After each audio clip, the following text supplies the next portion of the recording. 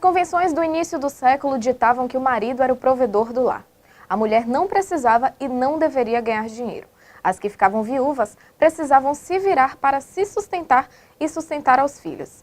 Faziam doces por encomendas, arranjo de flores, bordados e crivos. Mas, além de pouco valorizadas, essas atividades eram mal vistas pela sociedade. Mesmo assim, algumas conseguiram romper as barreiras do papel de ser apenas mãe e dona do lar.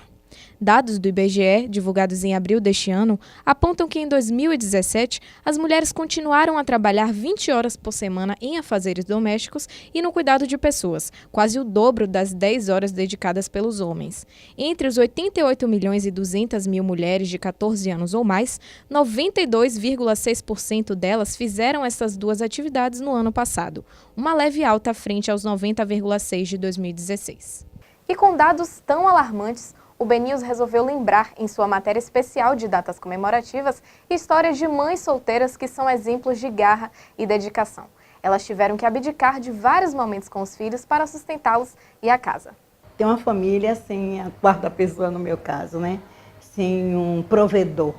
Virgínia Maria de Albuquerque, de 65 anos, é mãe de 2 filhos. Ela contou que tem 25 anos de separada e com 30 anos de idade começaram os desafios. Quando eu me separei, eu não trabalhava, né? E aí eu tive que fazer serviços, assim, na casa das pessoas. Tinha uma coisa que eu não gostava de fazer, mas tive que fazer, passar roupa. Então, eu passava roupa a domicílio. Eu fazia faxina. Eu tomei conta de carro em estacionamento no carnaval, porque era uma grana fácil e era correto. E nas praias, eu tomava conta de carro nas praias também. E com as dificuldades e tantos empregos temporários, Dona Virgínia ainda assim mostrou garra e alcançou o cargo mais alto da sua profissão. Aí eu fui, mesmo formada, né, assim, eu fiz magistério. E aí abriu esse concurso público para auxiliar de limpeza. Eu me questionei, né, porque eu estudei e, poxa, ser auxiliar de limpeza, mas na minha situação não tinha muita escolha. Então eu fui fazer o concurso. Fiz, passei em 11º lugar. E quando eu me apresentei, né, no estado, e foi me oferecido uma farda azul, serviços gerais. Eu meio envergonhada, né?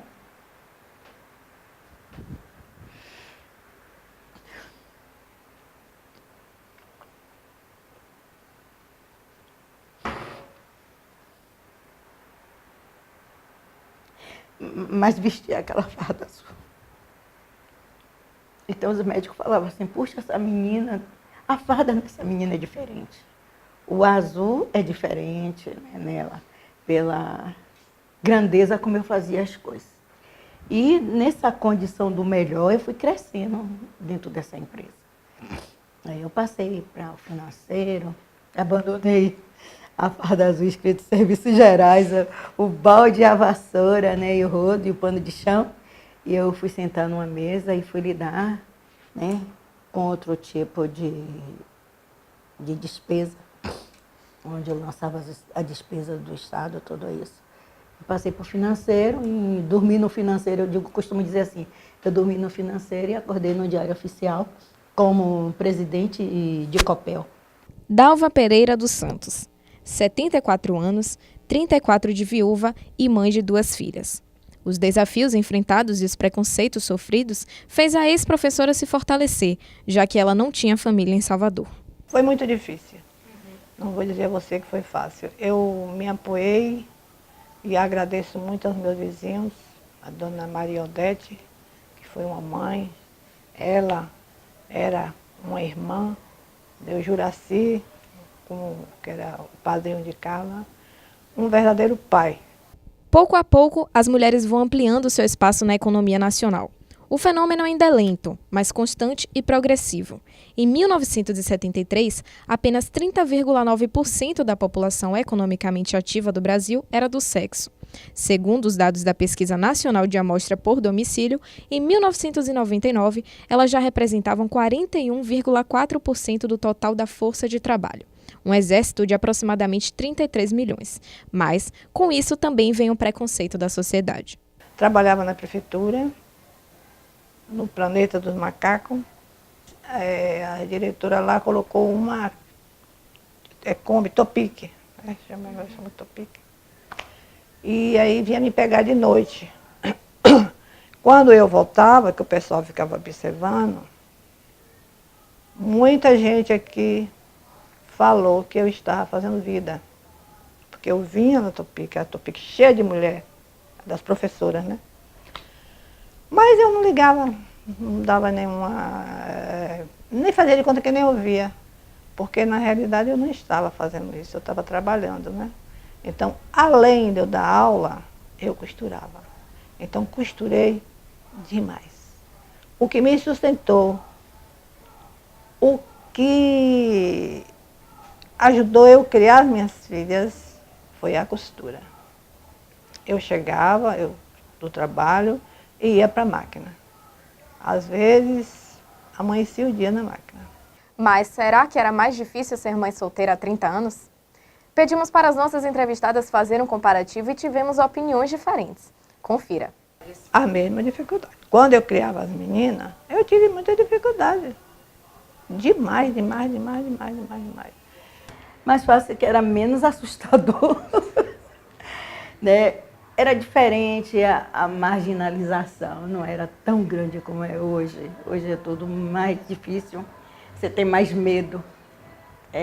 Eu me lembro que eu vinha de um trabalho, 11 horas da noite, eu estava na estação da Lapa para pegar um ônibus sem medo. Não é dizer que não tinha, tinha, mas não como hoje. Hoje eu tenho medo de filho, não ficaria. Para as mulheres, a década de 90 foi marcada pelo fortalecimento de sua participação no mercado de trabalho e o aumento da responsabilidade no comando das famílias. Após ouvirmos um pouco da trajetória de vida, as mamães também contaram a satisfação de chegarem onde estão hoje, estabilizadas e realizadas. Foi uma vida assim, de muito sacrifício, mas que para mim valeu muito a pena. Entendeu? Eu digo a você que eu não me queixo do trabalho que eu já tive, né? Do que eu já passei. Eu digo a você que eu não tive tempo de chorar. Porque não dava tempo de eu chorar. Quando o marido morreu, eu chorar, a Rosana disse, não chore não, minha mãe, que meu pai fica triste. Os portais se abriram. Aí eu reformei minha casa, comprei um carro zero, né? Então essas oportunidades foi conquistar. Eu conquistei essa oportunidade. E sou muito grata a isso, né? E essa força, essa coragem, eu passei para meus filhos. Que diante do sofrimento você não pode abaixar a cabeça. Né? Então eu me sinto uma mulher plena e absoluta. Eu me sinto uma mulher maravilhosa. Mulher de coragem, de garra. Tento passar isso para os amigos. E eu não tenho medo do sofrimento. E elas também deixaram seu recado. Então eu digo para essas mães que o que elas têm que ter é o seguinte, conversar com as filhas, mostrar a realidade da vida, entendeu? Conversar, não conversar mesmo a realidade, não enrolar, entendeu? Vai namorar com o rapaz? Chama ele e conversa com ele. Primeiro, dizer para essas mulheres que ser mãe é divino. Né? Ser mulher, maravilhosa ainda. E ser guerreira, grandiosa. Então, que sejam mulheres brilhantes, guerreiras, grandes mães. E que abram os portais da felicidade da sua própria vida.